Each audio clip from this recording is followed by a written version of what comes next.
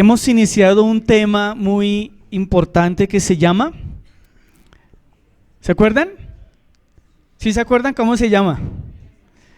Hoguera Sagrada. Dígale a su vecino, el título de la serie se llama Hoguera Sagrada. Y estamos hablando acerca de los pilares o las bendiciones. Estamos hablando acerca de el matrimonio, la familia y el hogar. Y yo quiero que hoy retomemos el tema recordando con lo cual concluimos hace 8 días. Y quiero que lea esta frase, por favor, que dice: el matrimonio es la unión conyugal de 2 personas. La familia en los lazos de parentesco, mientras que el hogar se enfoca en el espacio físico y emocional compartido. Si usted no escuchó la prédica, pues le pido el favor que la escuche. Está en YouTube, está en su WhatsApp. Escúchela para que sepa de qué hablamos hace 8 días. Pero hoy la predicación la he titulado Herencia de Jehová. ¿A cuántos les gustan las herencias? ¿A cuántos esperan herencias? Herencias buenas. Pues siempre que hablamos de herencias hablamos de cosas buenas. Y hay una herencia que Dios nos ha dejado. Salmo capítulo 127, versículo 3. Salmo 127, 3.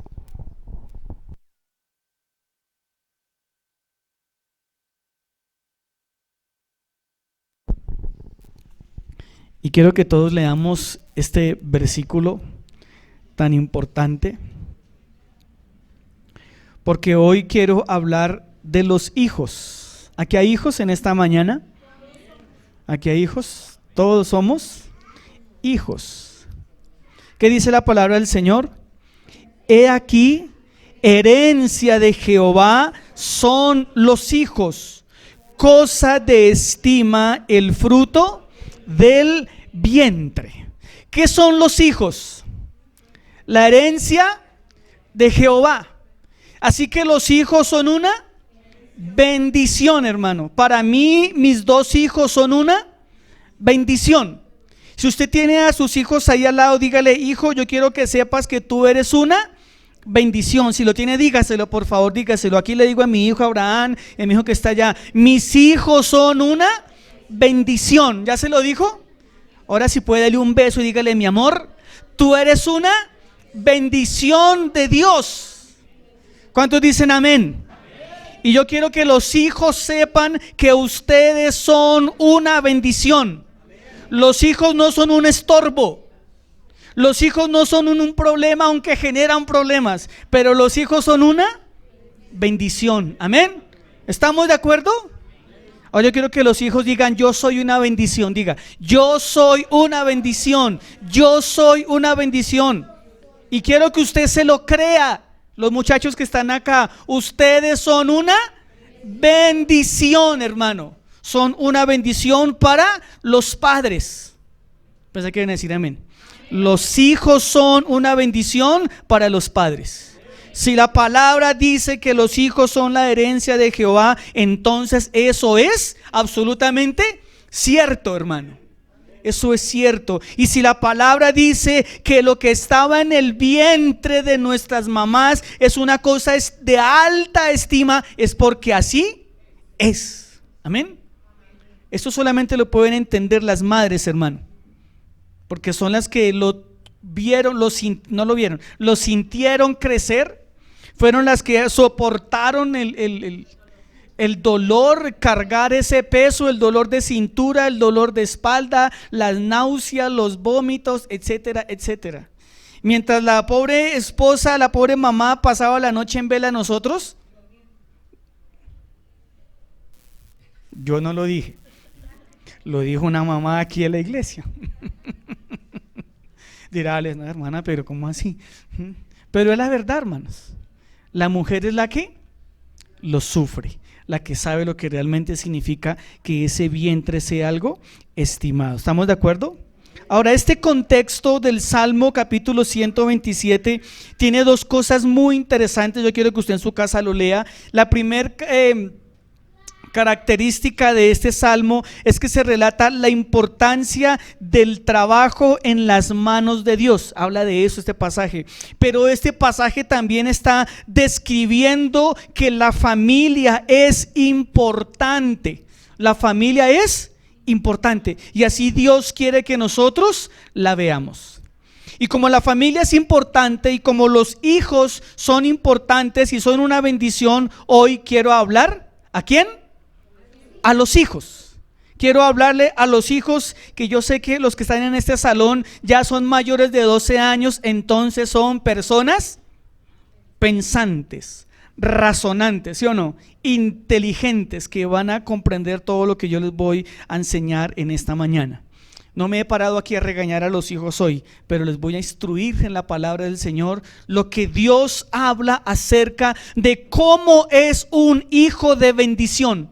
¿Qué significa ser un hijo de bendición? Pero no solamente le voy a hablar a los hijos que están aquí, que viven bajo el techo de su casa, sino que esta palabra también aplica para nosotros, los que aún tenemos nuestros padres vivos y que debemos ser de bendición a nuestros padres. Amén. Porque ya los papitos que se fueron, pues solamente toca guardarles amor y respeto y pare de contar. Amén. Tenemos un modelo de hijo. Tenemos una persona a quien nosotros podemos mirar y es el Señor Jesucristo. Y vamos a mirar hoy cómo Jesús es el modelo de hijo y cómo en el ejemplo de Jesús nosotros podemos aprender. Pero debemos decir algo, que los hijos, al igual que los padres, que nosotros han recibido de Dios un propósito dentro del hogar. Los hijos tenemos propósitos dentro del hogar. Usted nació dentro de una familia con unos fines y con unos propósitos. Y no solamente son dormir y comer. Hay unos propósitos que Dios ha dejado para los hijos y lo quiero que lo veamos en esta mañana. En la persona de Jesucristo, que es nuestro ejemplo a seguir, encontramos no solo redención, sino que también encontramos el ejemplo perfecto de obediencia y de honra filial. Yo quiero que usted mire esto, hermano, si lo puede leer, está aquí enfrente. En Jesús encontramos no solo redención, sino también el ejemplo perfecto de obediencia y honra filial. Y Jesús, cuando estuvo en la tierra, fue hijo. Y vamos a mirar qué clase de hijo fue Jesús. ¿Cómo fue Jesús con su madre María? ¿Y cómo fue Jesús con su padre? ¿Cómo fue como hijo con su Padre celestial? Le invito a que me acompañe a Juan capítulo 19, versículo 26 y versículo 27. Dice así la escritura: cuando Jesús vio a su madre al lado del discípulo que él amaba, le dijo: apreciada mujer, ahí tienes a tu hijo. Y al discípulo le dijo: ahí tienes a tu madre. Y a partir de entonces ese discípulo la llevó a vivir a su casa. Yo quiero que usted me acompañe orando, por favor. Amado Padre Celestial, de manera especial queremos pedirte que esta palabra que tú has puesto en mi vida, Señor, para compartir, bendiga nuestros hogares, bendiga nuestras relaciones, padres e hijos y viceversa, Señor. Y que tu palabra en este día, Señor, nos ayude para caminar de acuerdo a tu plan sagrado, precioso y perfecto para padres y para hijos, Señor. Entrego mi vida en tus manos, en el nombre de Jesús. Amén y amén. ¿Cuál es el contexto histórico de Juan capítulo 19, versículo 26 y 27? Porque este versículo se lee muchas veces y se presta para darle cualquier cantidad de malas interpretaciones, y de aquí han surgido muchísimas interpretaciones inadecuadas. Y para comprender mejor lo que significa este pasaje, pues debemos devolvernos en el tiempo al primer siglo, cuando ocurrieron estas cosas. El contexto del pasaje es cuando Cristo está en la cruz, cuando ya está crucificado y va a morir, y al pie de la cruz, ¿quién está? María, su mamá, ¿cierto? Ahí está María, una mujer abnegada, una mujer que dedicó su vida a criar y a educar a su hijo. Y en ese momento en que María está a los pies de la cruz, se está cumpliendo una profecía que se le dijo a ella cuando el profeta le dijo: una espada atravesará tu corazón. Era ese preciso instante cuando María estaba viendo sufrir a su hijo de la manera en que él sufrió. Ahora, para la práctica cultural judía, tenemos que mirar cuáles eran las responsabilidades. Por ejemplo, en el trato judío, el cuidado que una mujer debemos empezar por decir que en el primer siglo la mujer era menospreciada, y no ha cambiado mucho, desgraciadamente. En el primer siglo la mujer era abandonada. En el primer siglo la mujer dependía 100% de la figura masculina, y cuando la figura masculina no estaba, la mujer quedaba absolutamente desamparada. Y por esa razón muchas mujeres desgraciadamente se dedicaban al mendigar y otras se dedicaban a la prostitución para poder comer. Así que dentro de la cultura judía había una responsabilidad que recaía en el primogénito, en el hijo mayor. Cuando el padre de familia faltaba, como era el caso de Jesús, porque se cree que cuando Jesús era joven, José falleció, José murió, y entonces en la tradición judía el hijo mayor era el que quedaba responsable de su mamá, responsable de la casa. En la tradición judía, al primogénito era al que se le entregaba la mayor parte de la herencia, pero no se le entregaba la mayor parte de la herencia para que se fuera a vivir y a malgastársela con sus amigos, sino que se le entregaba la mayor parte porque a partir de ese momento él era el jefe de la familia y bajo su responsabilidad estaba el cuidado de su familia, incluyendo su mamá. Y en este momento, cuando Cristo está ahí en la cruz, Jesús está cumpliendo eso. Jesús está viendo por su mamá, porque muy seguramente por la tradición judía, entonces Jesús debió encargarse del cuidado, de la manutención y de sostener a María, su madre.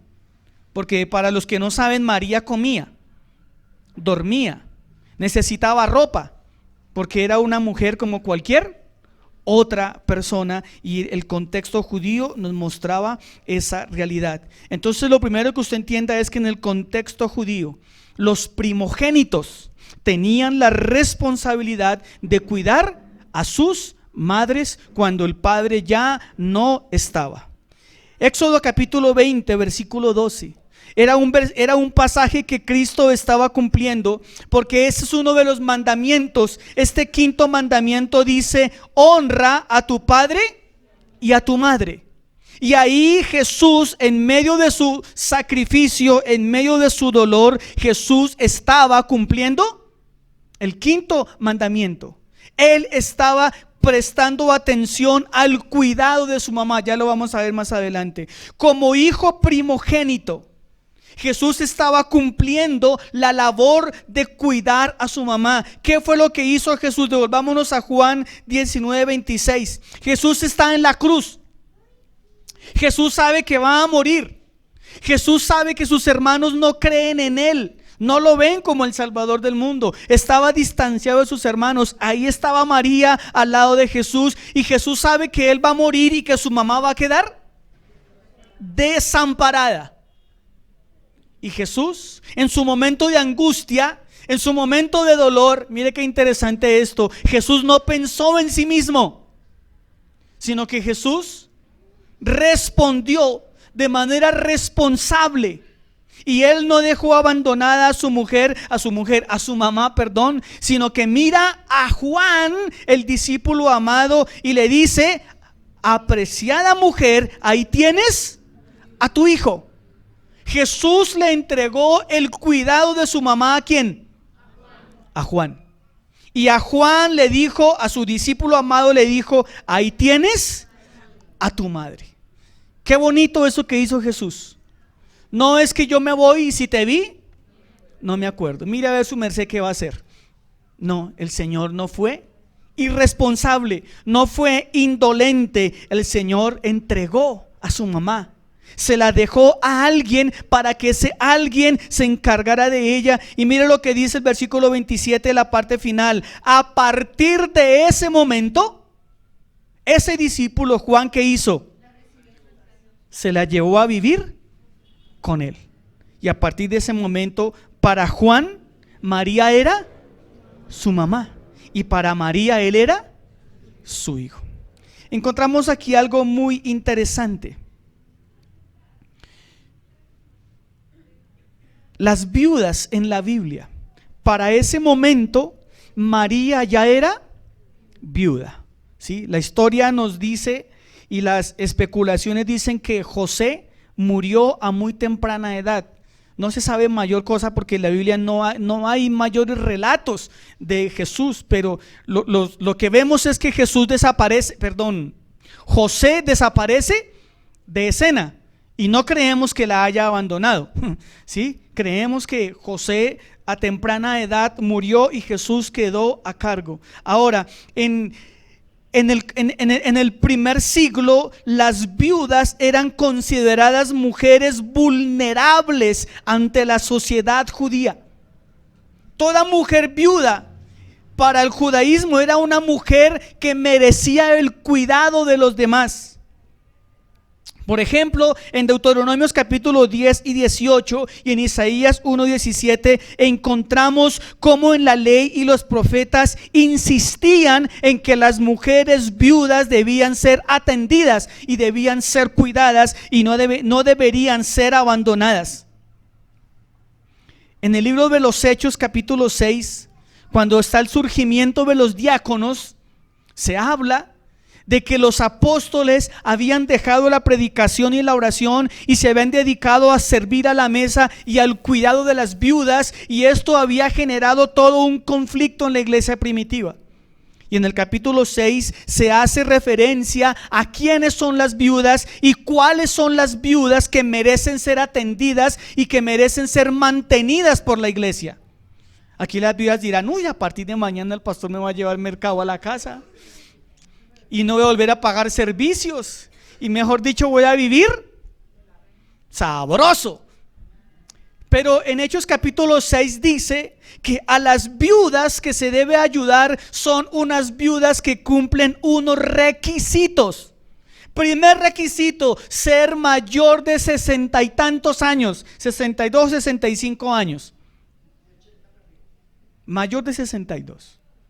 Aquí la Biblia dice que a las viudas que se debía ayudar eran las viudas que no tenían ningún familiar para que viera por ellas. Y si alguna viuda tenía algún familiar, ese familiar se debía hacer cargo de las viudas.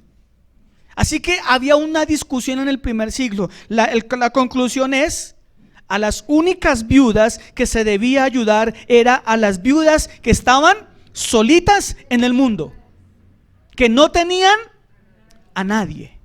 Las que tenían familia debían ser atendidas por su familia. ¿Estamos de acuerdo? ¿Será que aplica para hoy? Como no dijeron amén, me imagino que no. Pobrecitas las viudas. Pobrecitas las viudas. Ya los que están aquí no dijeron amén, entonces consiga trabajo, viuda, hermana. O pídale a Dios que su marido no vaya a estirar la pata antes de tiempo. Jesús utilizó una palabra en este versículo que cuando la leemos desde el punto de vista, desde acá, desde 2025, podemos interpretarlo equivocadamente. Si yo hoy a mi mamá le digo: señora Marta, pues todos dirían: uy, qué tipo tan déspota, tan grosero, ¿no es cierto? O si yo le digo, mujer, ¿cómo estás?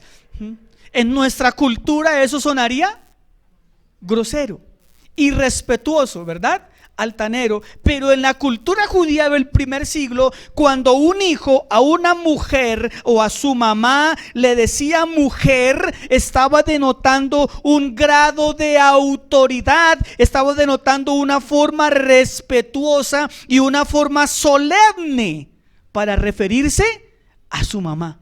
No era algo despectivo. Entonces, cuando Cristo está en la cruz crucificado y ve a María, bajo ninguna circunstancia histórica Jesús está menospreciando a su mamá.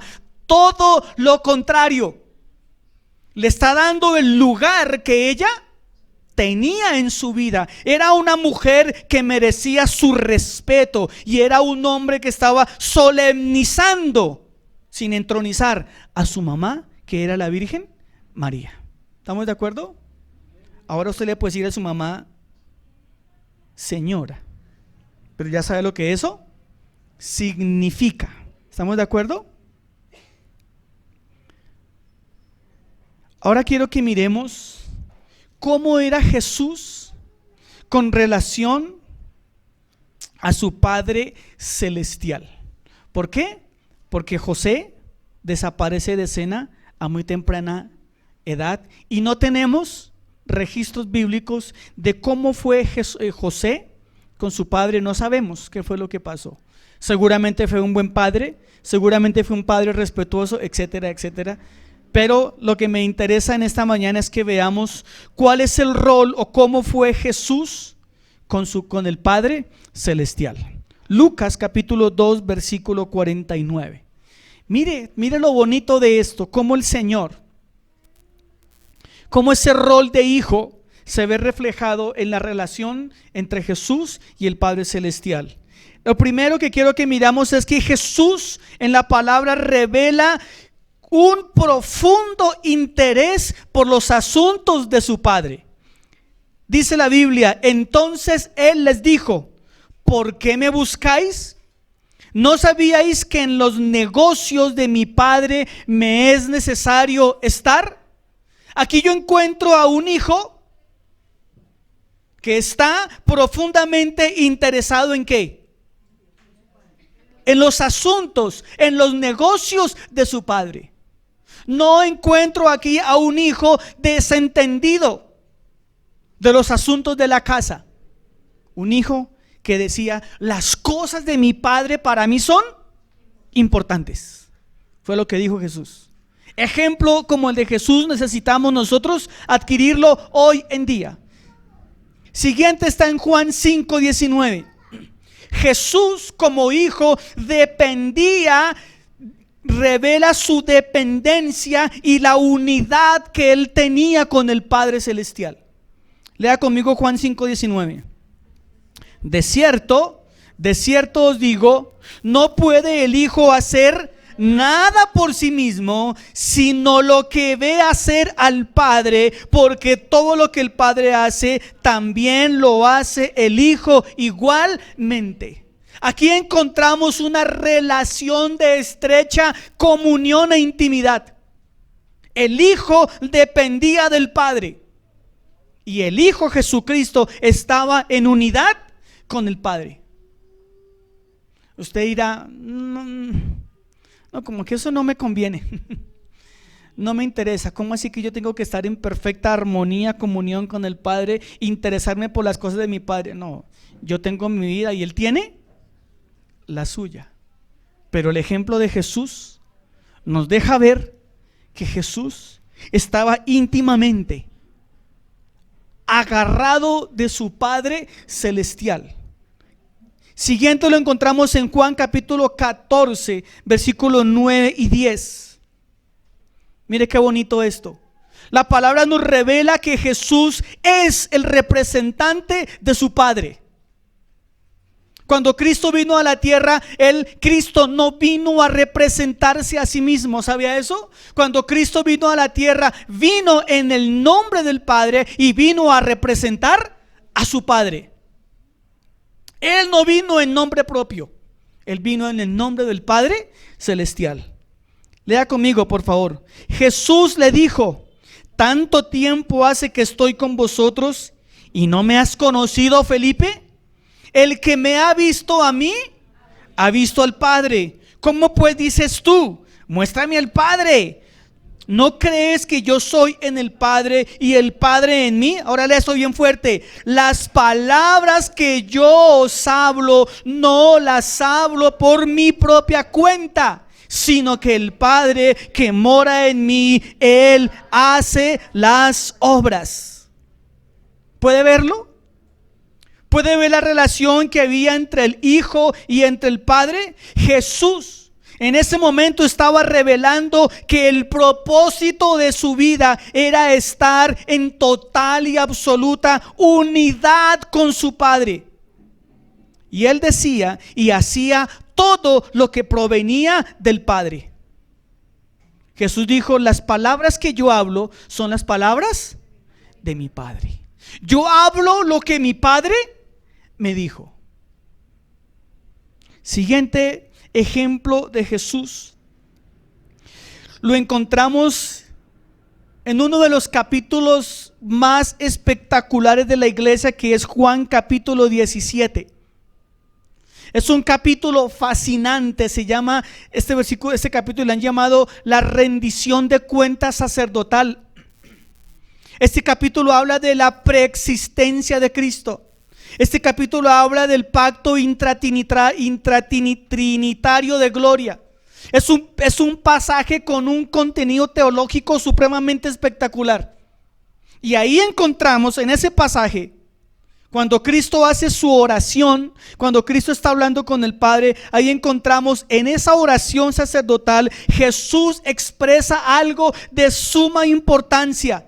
Y Jesús expresa que su deseo era glorificar al Padre. Y Jesús quería darle la honra y el lugar que el Padre merecía recibir. Cristo no vino a la tierra a construir su gloria. Cristo no vino a la tierra en su nombre. Cristo vino a la tierra para glorificar a su Padre celestial. Juan 17:1, ¿qué dice? Estas cosas habló ¿quién? Jesús. Y levantando los ojos al cielo, ¿qué dijo?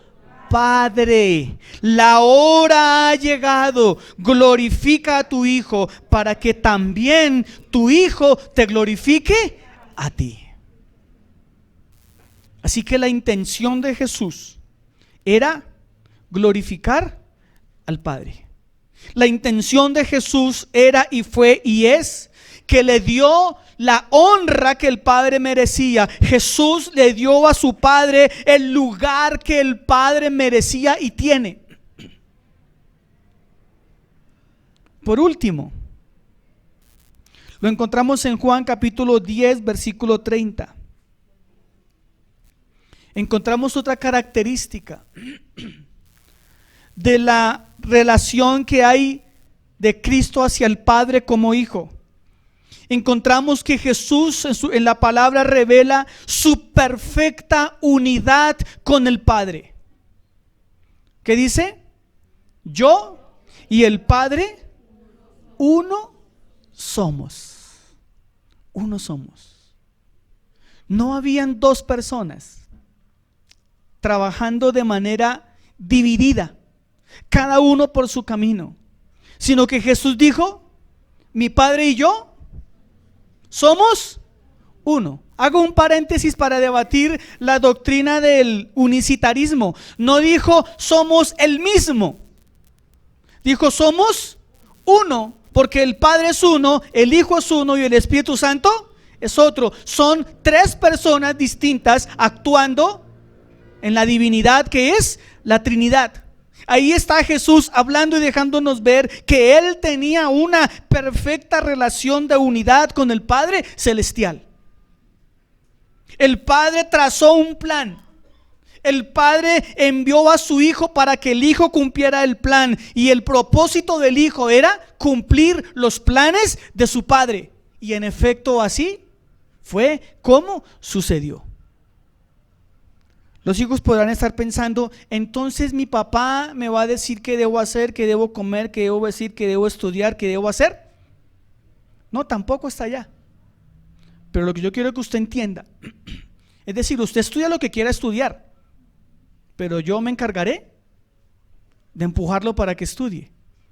La decisión de estudiar es suya, ¿sí o no? Pero yo me encargaré, o el papá se encargará de decirle, mi hijo, estudie. Mi hijo, lave la loza. Mi hijo, lave los platos. Mi hijo, haga tal cosa. Permítame concluir con 7 puntos. ¿Cómo es un hijo de bendición hoy en día? ¿Qué cree usted? ¿Podemos ser hijos de bendición como lo fue Jesús? Porque Jesús es nuestro máximo referente, despacio. Nuestros hijos son nuestro máximo, Jesús es nuestro máximo referente. Nuestro estilo de vida debe ser como ¿quién? Como Jesús.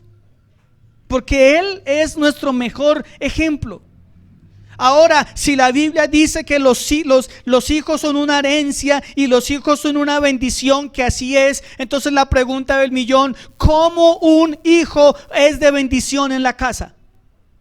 Porque déjeme decirle esto, hijos que están aquí en esta mañana, ser un hijo de bendición no es pasar la noche en la casa únicamente. Qué pena.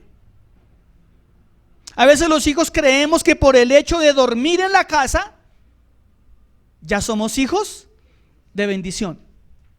Es que yo a mi papá y a mi mamá, yo no le doy lata, yo no le doy problemas a mis papás. Pero creo que ser un hijo de bendición va mucho más allá. ¿Estamos? Ser un hijo de bendición no es portar el apellido y los genes de nuestros padres. Va mucho más allá. Y quiero darles 7 conclusiones de qué es bíblicamente, basado en el ejemplo de Jesús con María y basado en el ejemplo de Jesús con José, qué es ser un buen hijo, qué es ser un hijo de bendición para sus padres. ¿Están listos? Por favor, destapen los oídos, presten atención, dispongan el corazón, abran el espíritu, abran la mente.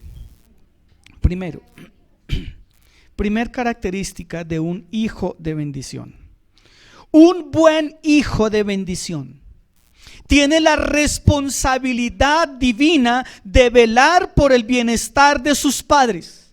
Se lo quiero repetir. Un hijo de bendición tiene la responsabilidad divina de velar por el bienestar de sus padres. ¿Y los hijos dicen?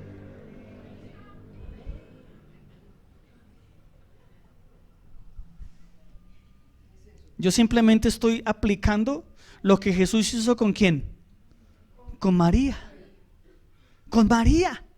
María iba a quedar como desamparada porque su marido no estaba y él también se iba a ir. Y él de manera divina respondió procurando el bienestar de su madre. ¿Cómo? Se la entregó a su mejor amigo. O por lo menos a su discípulo amado que fue Juan. Y Juan no dijo, no, este man me encartó. Con amigos así, ¿para qué enemigos? Tremendo, ¿no le parece a usted? ¿Qué ejemplo? Ahora, ¿qué significa que un hijo tenga que velar por el bienestar de sus padres? Esto implica 3 cosas, hijos que están aquí escuchando. Significa proteger, significa cuidar y significa no abandonar a sus padres. Un buen hijo es un hijo que vela por la salud y por el bienestar de sus padres.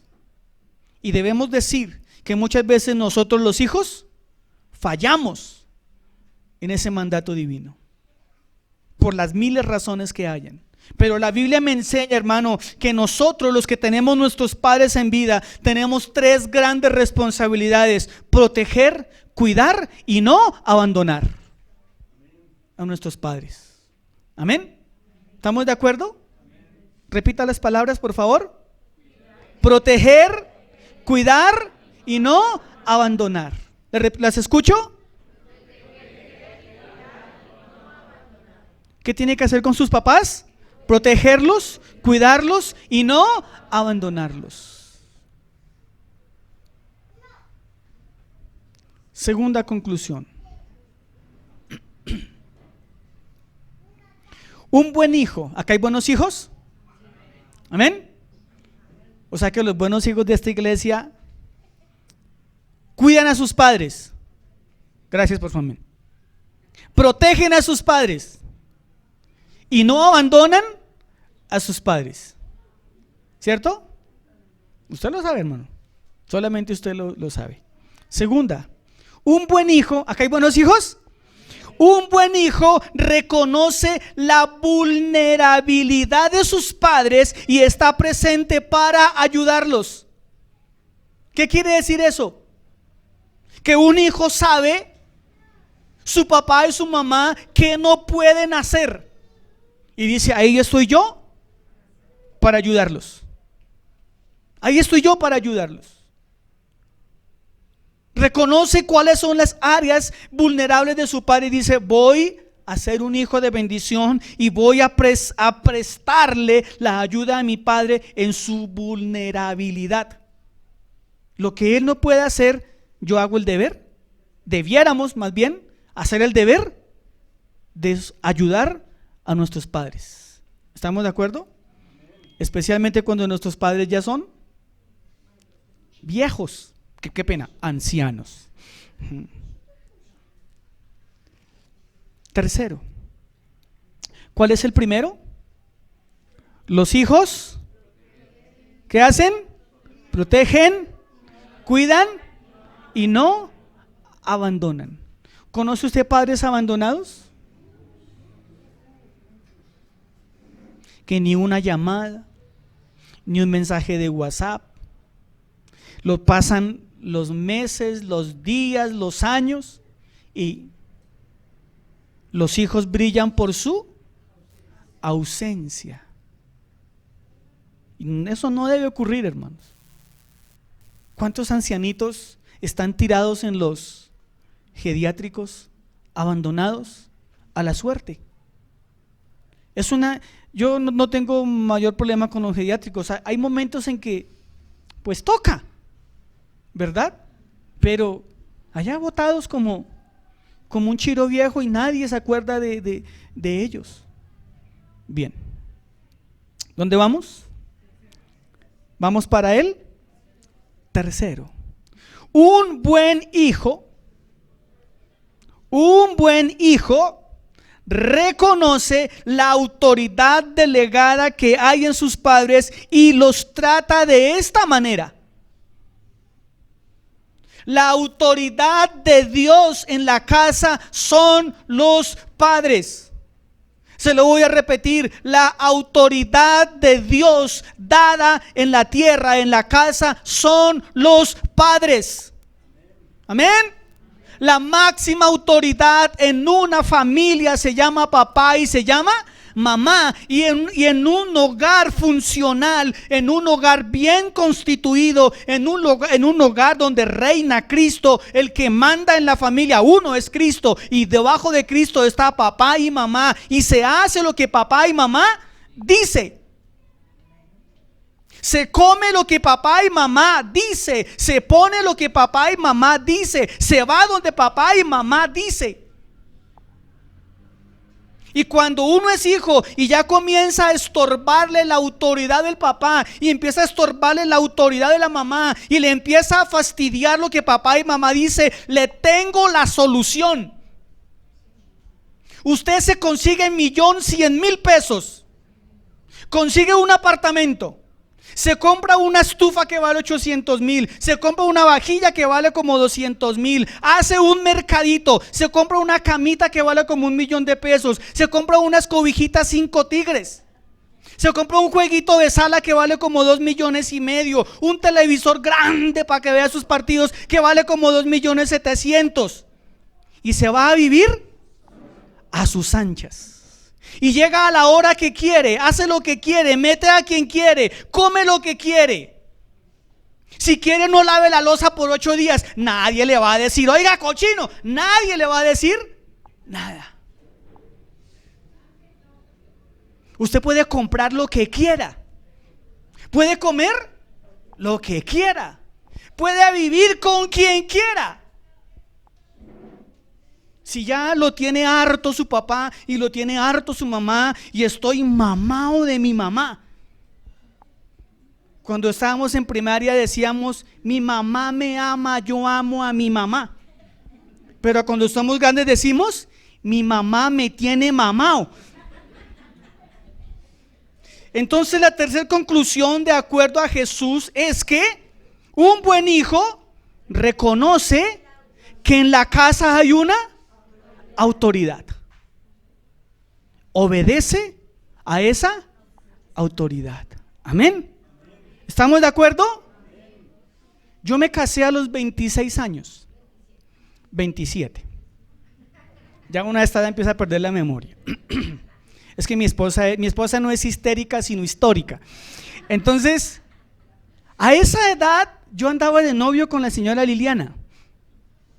Pero hay de que a las 10 en punto, este pechito no estuviera en la casa. ¿Sí o no, hermana Gleice? ¿O me equivoco? Hay de que se me pasara la... y mi suegra también. ¿Sí? Me chancleteaba. Y si yo a las 10 en punto no estaba en la casa, hermano, esa señora Marta para dar cantaleta es buenísima, hermano. Y yo como hijo tenía que decir, sí señora, sí. Y a veces cuando yo llegaba tarde, mi papá trabajaba de noche en una empresa y yo me demoraba, adivine quién me llamaba. Mi papá, me lo buchaba, para que regañara al viejo de 26 años porque había llegado tarde de estar allá al teléfono fijo porque no había celular. Llamaban a, no, ni para qué les escucho, yo sufrí mucho, hermano. Y como me mamé de mi mamá, me casé. Simple. Ahora no puedo decir me mamé de mi mujer. ¿Estamos de acuerdo, hijos? ¿Estamos de acuerdo? Yo no lo digo, hermano, lo dice quién. Se lo pongo así para que usted lo entienda. Pero un buen hijo, hermano, reconoce que en la casa hay una autoridad. Ahora estamos en una generación tan desvirtuada, estamos en una generación hipersexualizada, estamos en una generación hiperalcoholizada, hiper de todo lo que usted quiera, donde en esta sociedad en que estamos, los que mandan son los hijos. Y estamos en un momento de la sociedad donde los padres le tienen miedo a los hijos. En mi época, cuando uno le levantaba la voz a la mamá, los dientes salían volando. Hoy en día, el hijo no le puede decir nada a la mamá, al papá, porque ya es un delito. Ya el padre se va a la cárcel por corregir a sus hijos. Estamos tan mal que hoy en día los papás hacen lo que los hijos dicen. Mi amor, ¿dónde quieres almorzar? Mi amor, ¿qué pedimos para el almuerzo? Mi amor, ¿a dónde quieres que vayamos de vacaciones? Y está bien que uno le pregunte a los hijos, hay que hacerlo, porque ellos también tienen derecho a opinar, también tienen una libre expresión de la personalidad. Yo le digo, o te comes la pechuga o te comes el ala, escoge. Tienes derecho a comer lo que tú quieras, de lo que yo le compro. No, es en serio, hermano. Pero hoy en día encontramos hogares donde el papá hace el mercado, la mamá hace el mercado, se le sirve al niño la comida y el niño dice, no quiero. Y los papás modernos, ¿qué dicen? ¿Qué quiere, papito? ¿Qué le cocino, papito? ¿O qué le pido? Ay, yo quiero hamburguesa. Bueno, mi amor. Entonces estamos educando, construyendo holgazanes, sinvergüenzas, delincuentes, mantenidos. Gente que no va a saber enfrentar la vida laboral. Es el daño que le hacemos a los hijos cuando los tratamos de esa manera. Cuando le decimos al hijo con esos comportamientos que él es la persona más importante de la casa y que la casa gira en torno a él. Y déjeme decirle, hermano, que la casa debe girar en torno a Cristo. Ni siquiera a mí, ni siquiera a Liliana, a Cristo. Y mis hijos no son los que mandan en mi casa manda Cristo y vivimos como Cristo vive. Tratamos. A veces nos chispoteamos, hermano. Pero en nuestras casas debe haber una autoridad. ¿Y la autoridad quién es? Papá Cristo y papá y mamá. ¿Estamos de acuerdo? Yo quiero decir algo a los padres con mucho respeto, con mucho cuidado. No le tenga miedo a sus hijos. No le tenga miedo a sus hijos. Si su hijo grita, le garantizo que yo grito más duro. Si su hijo patalea, yo le garantizo que yo pataleo más duro. Y si su hijo berrinchea, yo también tengo la capacidad de hacer berrinches y más fuertes. Porque en la casa los hijos no deben manipular a los padres. ¿Estamos de acuerdo? Y si no le gusta, ya sabe lo que tiene que hacer. Un promedio de 2.500.000 mensuales y se va a vivir feliz. Se va a vivir feliz, tranquilo. Pero como no los puede conseguir, entonces ¿qué le toca? Coma callado y viva en su casa con las normas y con las bendiciones que sus padres le están dando a la medida del esfuerzo de sus padres. Amén. ¿Estamos de acuerdo? ¿Sí o no? El hijo debe aceptar de buena manera y de buena gana lo que sus padres le pueden dar y lo que su padre se le da la gana de darle. ¿Estamos? El hijo debe aceptar de buena manera y de buena gana lo que su padre le puede dar y lo que su padre le quiere dar. ¿Estamos? Que es que yo quiero unas zapatillas de 800.000, tengo para unas de 60.000. Si le sirven bien y si no, vaya descalzo. Simple. Pregúntenle a mi hijo cómo era con él. No le van a preguntar, porque se ataca a llorar. ¿Estamos o no estamos? No, que yo les voy a contar una infidencia de mi hogar. Ay, agárrense en duro. Abraham, que ya hoy tiene 24 años, que ya es un viejo, que es profesional, que trabaja, ¿sí? Que tiene plata, tiene tanta plata que consiguió novia, en fin. Nunca le compramos celular. Y lloraba y pataleaba, y nosotros le dijimos, pues no. Y podíamos, porque yo era rico en ese entonces, hermano. Por favor, o sea, los dos trabajábamos. Hoy en día, pues mi esposa vive de la renta mía, o sea, hermano. Hermano, el día del grado de bachillerato, ¿su regalo cuál fue? El celular. Hasta ese día cometimos el craso error de regalarle un celular, porque lo perdimos, hermano. Ese día dejó de hablarme. Ahora me toca, Abraham, vaya a comer. Abraham, desocupa el baño. Abraham, pero bien. Entonces un buen hijo acepta con agrado, con humildad, lo que su padre le puede dar. ¿Estamos de acuerdo? ¿Estamos de acuerdo? Ahora, padre, no sea tan chaucero. Los padres son chauceros. No se extralimite. Ay, es que yo a mi niño le doy todo porque yo no quiero que él sufra como yo sufrí. Entonces, usted se dedica a complacerle todos los caprichos al bebé y a la bebé. Lo que bebé pida, lo que bebé quiera, donde bebé quiera.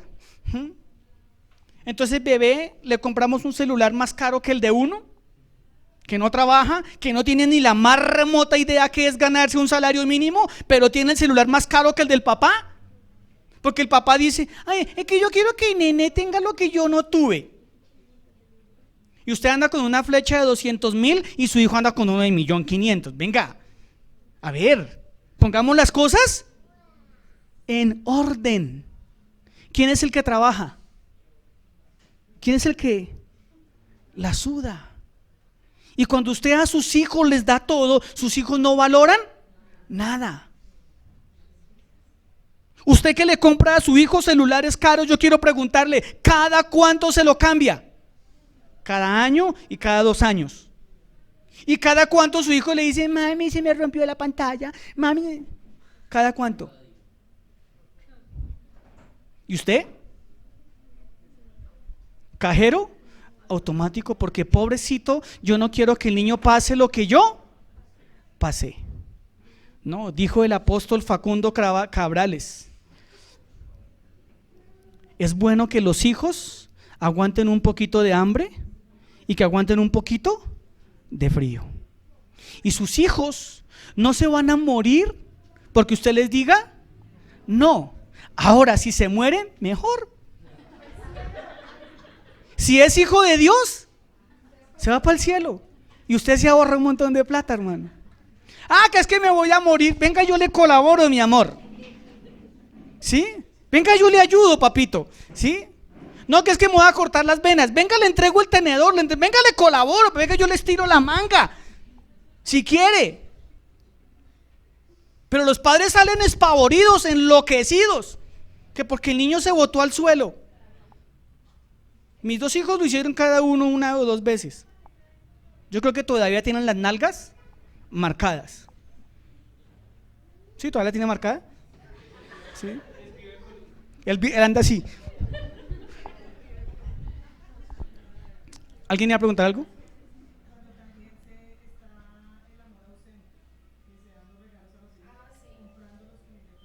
Así es. Lo que dice mi hermana Lilibet. Cuando el papá no está y se dedica a suplir con regalos. Bien, vamos adelante porque el tiempo se nos va, hermanos. Un buen hijo. ¿Quieren seguir o paramos? Toca seguir, ¿sí o no? Yo sé que los hijos me van a querer más ahora. Algunos dirán, pobre Abraham, ahora sí lo entiendo. Pobre Matías, qué vida tan triste han tenido esos muchachos. Bien. Cuarto. Yo voy en el cuarto, yo no sé usted en cuál va. Un buen hijo. ¿Acá hay buenos hijos? Escuche esto, hijos. Ya no saben, ¿sí o no? Un buen hijo se interesa genuinamente en los asuntos de sus padres. Le repito, un hijo se interesa genuinamente en los asuntos de sus padres.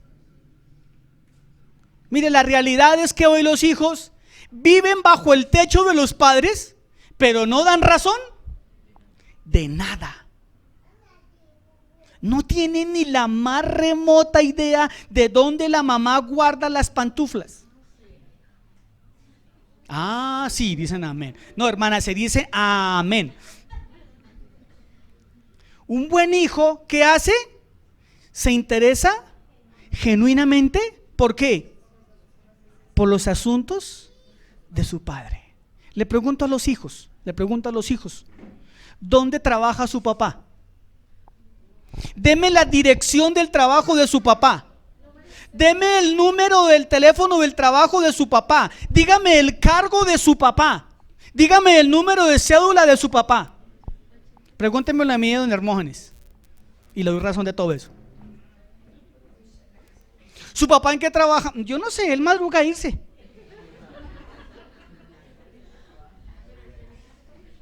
Es que no se le olvide que yo trabajé en colegio, en 2 colegios. ¿Su papá qué hace? ¿Su papá qué se dedica? Él trabaja. ¿En qué trabaja? Así que un buen hijo no es un hijo ausente. No es un hijo ausente. Es un hijo que sabe qué clase de papá y qué clase de mamá tiene. Amén. Un hijo conoce los gustos y los disgustos de papá y de mamá. Un hijo sabe las cosas de sus padres. Jesús mismo dijo: en los negocios de mi Padre me es necesario estar. Otro: un buen hijo le ayuda al papá a apagar el celular. Un buen hijo un buen hijo sale corriendo por las escaleras para que el papá no haga el oso. Un buen hijo un buen hijo no es indiferente con sus padres. ¿Me escucharon, hijos? ¿Un hijo no es qué? ¿Cómo es un hijo indiferente? Un hijo que ve que su mamá está enferma y: mamá, tráigame, mamá, sírvame, mamá, lléveme, mamá, hágame. No le importa. No le importa. Ahora, mucho de esta culpa, ¿sabe quién la tiene? ¿Quiere que le dé el mejor ejemplo? ¿Le doy el mejor ejemplo? 7 de la mañana, mañana lunes, 6 de la mañana. Salga usted a la calle y mire quién lleva la maleta del chino al colegio. ¿Quién la lleva? El papá o la mamá. O en el peor de los casos, el abuelo.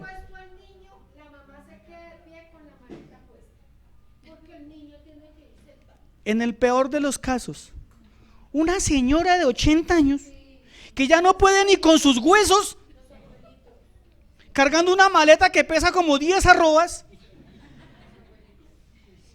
Y pobrecito, pobrecito el diablo que no sabe lo que le espera. Pobrecita usted, señora, que se le va a partir la columna por cargar un peso tan elevado. A ese mocoso no se le va a partir nada. Déjelo que cargue. Y si no quiere, que la arrastre. Y si no quiere, con la misma maleta le da por la cola y lo lleva, hermano. No, es en serio, hermano. El niño dura 8, de 6 a 12, 6 horas sentado en el salón, jugando, riendo, molestando. Porque a eso es que uno va al colegio, uno no va a estudiar, eso es mentira. Uno va a pasarla bien, o me equivoco. Yo era así, hermano, yo iba al colegio era a pasarla sabroso, yo no iba a estudiar, olvídese. Por la gracia de Dios aprendí a leer y a escribir, pero yo iba a esconder maletas, yo iba a jugar con mis compañeros, yo iba a pasarla sabroso. Y entonces sale el niño a las 12, 12 y media, vuelve la misma anciana, ¿sí?, cansada porque toda la mañana estuvo parada haciendo el desayuno, el almuerzo, lavando. ¿Y qué dice? ¿Cuál es la palabra, la clave? Pobrecito, el niño salió cansado. Y entonces la pobre viejita se echa la maleta, se echa la lonchera, y ella fue las más sinvergüenzas. Lo llevan alzado. ¿Por qué? Bebé. Bebé. Y cuando ese bebé cumpla 17 años, a usted le va a servir para 3 cosas. Para 3 cosas. Porque usted en su infancia, ¿qué le dijo? Usted es el rey de la casa, usted es el dueño de la casa, y todo lo que usted haga es ley. Se hace lo que usted diga. Y el niño crece pensando allá en su subconsciente que todo lo que él diga hay que hacerlo. Pero cuando los hijos son educados como a mí, ¿sí?, uno crece y dice: sí, señor, no, señor. Porque a mí sí me enseñaron a cargar, a maletear. Yo soy un hijo traumado. Yo soy un niño que tengo unos traumas de mi infancia, hermano. En la época en que las mujeres me miraban, cuando era lindo, bello y hermoso, que me podía peinar, que mis cabellos monos pues se podía lucirlos. Mi papá me llevaba a hacer mercado, hermano, y llevaba un costal. ¿Usted sabe qué es uno de 14 años, hermano, con un costal en la mano? Eso no es un oso, es un zoológico, hermano. Y este señor que no tiene vergüenza me llevaba a hacer mercado con él. En la mano derecha llevaba los tomates y en la mano izquierda llevaba las moras. Y le decía al tendero, lléneme el bulto, hermano. Llenaba el bulto, me lo ponía en el hombro y arrancaba adelante, hermano. Y yo por todo Nueva Granada, por Carbonel, con un bulto, con un costal al hombro, hermano. ¿Te se imagina? Y todas las chinas mirándome, qué vergüenza, qué boleteada, hermano. Gracias al Señor, no había Facebook ni Instagram, hermano. ¿Te se imagina? El Paz Dani, @ bulto al hombro.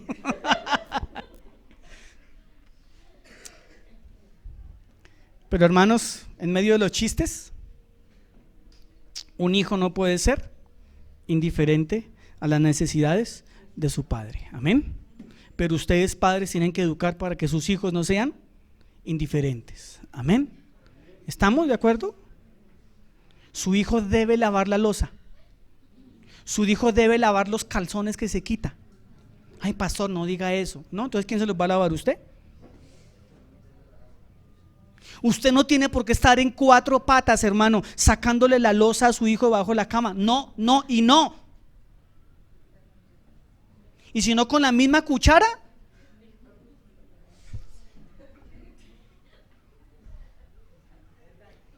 ¿O me equivoco?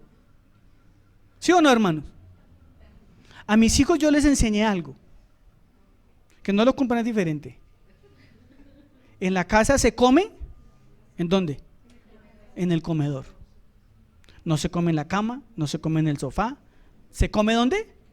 En el comedor. Ay, que papá, se come en el comedor. ¿No le gusta? No importa que no le guste, se come en el comedor. Se acabó el problema. ¿No quiere comer? No se preocupe. Cuando le da hambre, se lo come frío. Ya, ¿sí?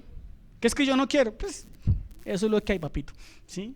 Si no, a Matías ya le dije, ya sabe, papito, consígase un apartamento, consígase un trabajo y vive como quiera, ¿sí? Pero me mira así como malo ese Daniel, ¿sí o no, hermano?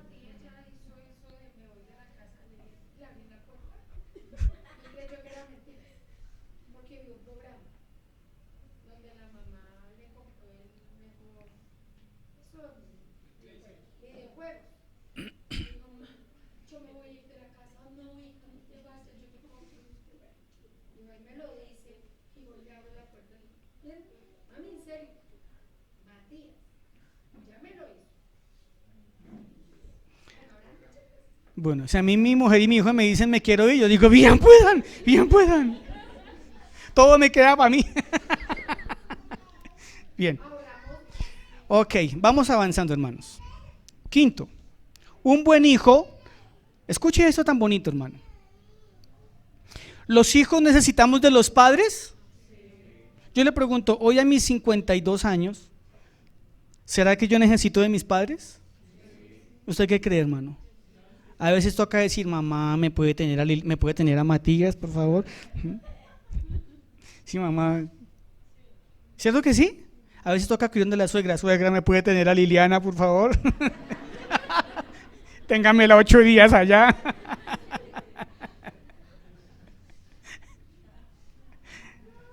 Un buen hijo reconoce que necesita la ayuda de sus padres y es una persona, escuche, agradecida y demuestra gratitud. ¿Estamos? Hermano, si usted vive bajo el techo de sus papás, le voy a dar una revelación profética. Usted necesita de sus papás. De lo contrario, no estaría ahí. ¿O me equivoco? A no ser que sea un hijo hombril, ¿no? Así que un hijo debe reconocer que necesita la ayuda de sus papás. ¿Cuántas veces nos toca? Papi, ¿me regala para el bus? ¿Cuántos de nuestros hijos ya son grandes, trabajan y a veces, papi, me colabora para el bus que no tengo? Es Matías. No, porque para eso están porque los padres ayudamos a los hijos. En cambio, cuando yo le digo, él dice,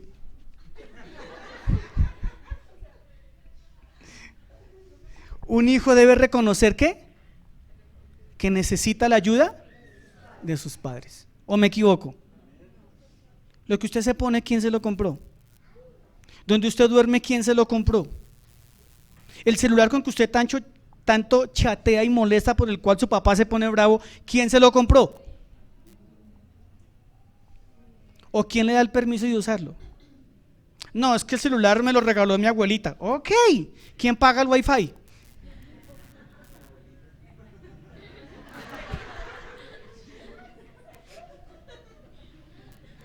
Y ese hijo que entiende que necesita de la ayuda de sus padres es un hijo que es agradecido y demuestra gratitud. Son dos cosas totalmente diferentes. Un hijo agradecido, porque todos los hijos dicen gracias. Matías todas las mañanas, toda noche me pide 2,000 pesos, porque él quiere ser como los compañeros que llevan 20,000, 30,000, 40,000, y él pide 2,000. La foto del chino es humilde. Entonces, cuando yo le doy los 2,000, que es una vez por semana, porque no lo hago más, él me da picos. Ay, papi, gracias. Y eso me llena de picos, ¿sí? Yo me siento el papá más rico del mundo porque le doy a mi hijo 2,000 pesos. Pero como hijo yo tengo que aprender a demostrar gratitud a mis padres. ¿De qué manera? Honrarlos. ¿Cómo? Con cuidados, con atenciones, con invitaciones, con regalitos. No estoy hablando muy en serio. Si usted ama a sus papás y está agradecido porque lo ha mantenido por 20 años, o por 10 o por 15, ¿por qué cuando usted recibe un peso, por qué la primera persona que usted piensa o que no piensa no es en sus papás? Cuando Jesús estaba en la cruz, la primera persona que pensó, ¿quién fue? En su mamá. Un buen hijo que sabe que sus papás son de ayuda para su vida, son soporte para su vida, y que los papás son una plataforma para que él tenga un mejor estilo de vida, es un hijo que dice: voy a honrar a mis viejos, los voy a llevar a almorzar, les voy a dar un regalo. No cada 8 días, si puede, maravilloso, perfecto. Si no, al menos de vez en cuando. De vez en cuando aparezcas en la casa con una fresa, más que sea, hermano. ¿Sí? No se la robe del supermercado, no, cómprela. ¿Sí? ¿Estamos de acuerdo? ¿De qué más un hijo muestra gratitud? Hay unos instrumentos que no son diabólicos, que no hacen daño, que se llama escoba, trapero, esponjilla, jabón, Clorox, detergente.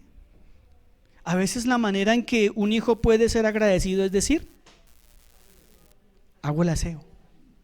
Mami, tranquila, no te preocupes, yo prendo la lavadora. Bien, vamos terminando. Sexto, me quedan 2 y terminamos. Creo que me he largado, ¿cierto? ¿Pero está bueno? Bueno, gracias a Dios. Menos mal que ustedes me quieren y me soportan. Sexto, un buen hijo, escuche esto, es un representante de sus padres. Un buen hijo es un representante de sus padres.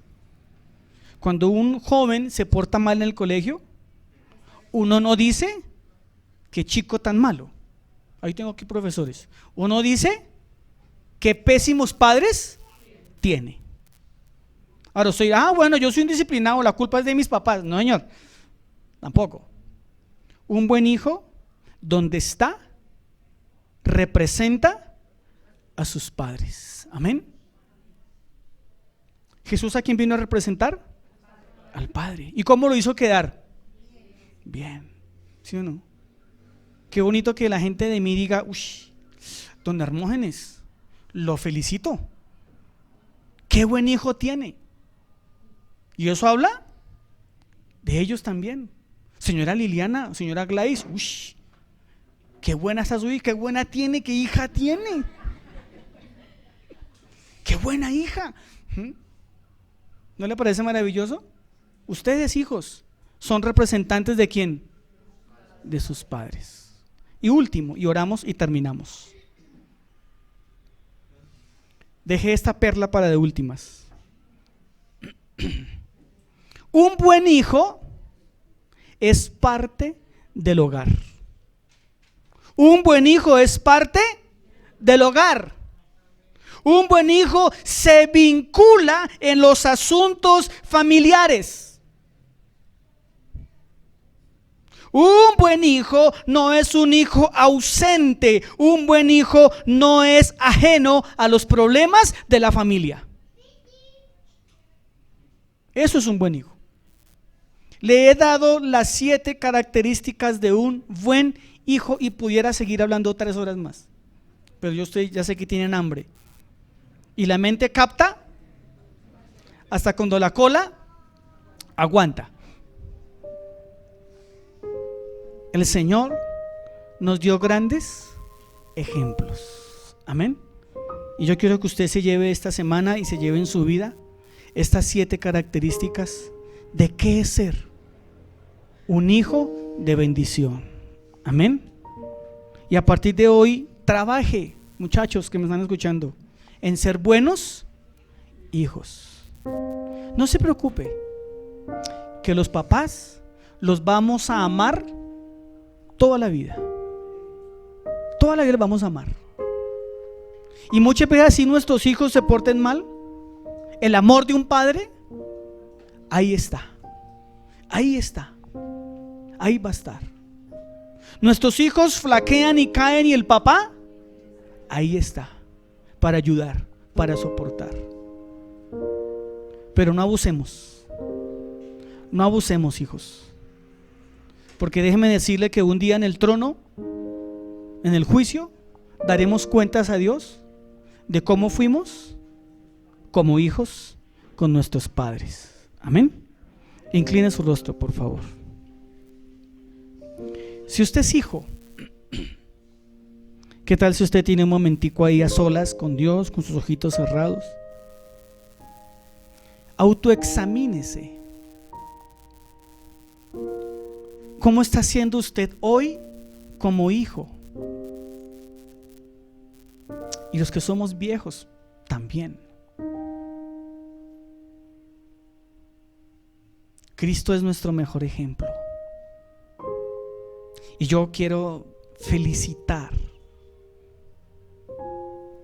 de manera especial y desear la mejor bendición a aquellos hijos que procuran el bienestar de sus padres, que se sacrifican por sus padres.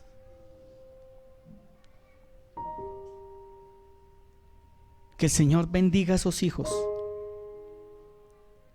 que cuidan a su papá y a su mamá. Y así su papá no le dé nada y no le vaya a dar nada, usted está ahí ayudando, cuidando, bendiciendo. Que el Señor le bendiga, que el Señor le fortalezca, que el Señor le ayude. Y si es su voluntad, que el Señor le recompense y le gratifique. Y los hijos que tienen la desfachatez de abandonar a sus padres, de ser hijos ausentes, de ser hijos indiferentes, que Dios tenga misericordia de usted y que esta palabra que le he compartido hoy lo motive para ser un hijo como Cristo,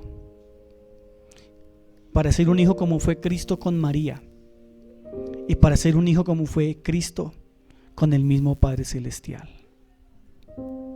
Amado Dios, gracias por tu palabra. Qué bonito ejemplo nos dejaste, Señor Jesús.